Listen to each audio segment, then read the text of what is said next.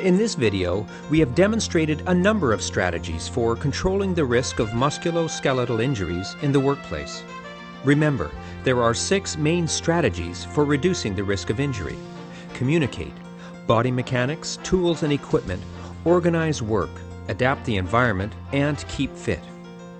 Let's review what the community health workers in this video have done to control the risk of injury.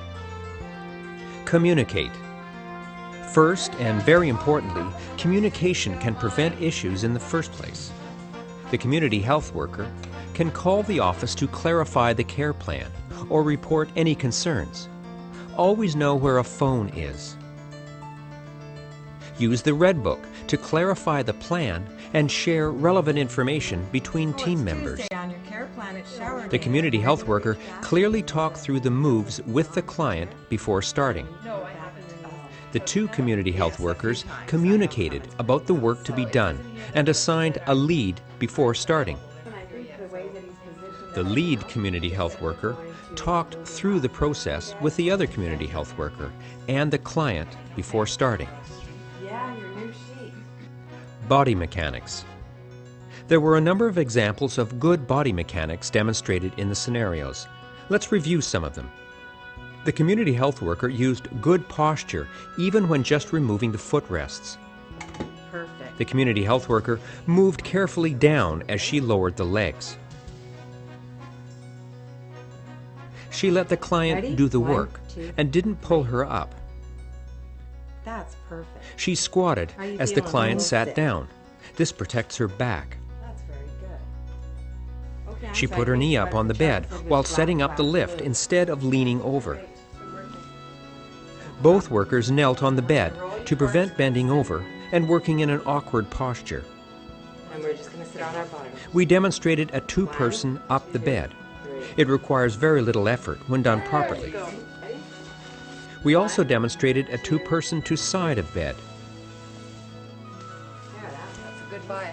The worker put her leg on the knee so she didn't have to hold it up.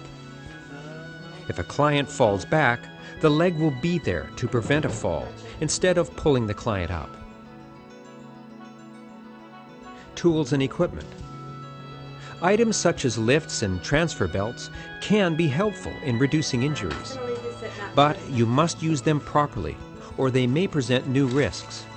Let's look at some examples of how tools and equipment were used to lessen the risk of injury. Use the transfer belt properly. Don't use it to pull someone up. Use proper footwear to prevent slips and trips. Use a non-slip mat and bath seat. You can use a simple sheet to assist in the move. That's better. Use the lift to reposition the client. Don't try to do this manually. Yeah, I think that's fine. Back one. Use the sliding sheet. 3. That was easy. 3. A hospital bed in the home and lift would be more appropriate than using 2 workers. However, sometimes there is a delay in acquiring the best equipment. If available, use a smaller pan that's easier than a large basin. Appropriate clothing can make the job easier. You can even get adaptive clothing to reduce the repositioning. Now we're going to get these up as high Organize as we can. work. Let's look at some examples of how the work was organized to lessen the risk of injury.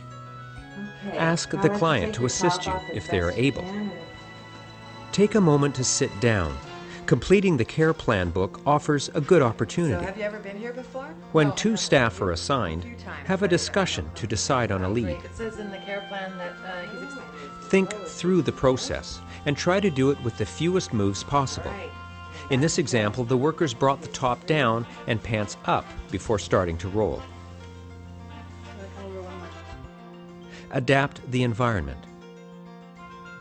The community health workers showed how to adapt the environment to lessen the potential risk of injury. Move the trash can out of the way. These objects present tripping risks. Move them out of the way. Move the bath seat to make the transfer better. Request appropriate equipment for the job.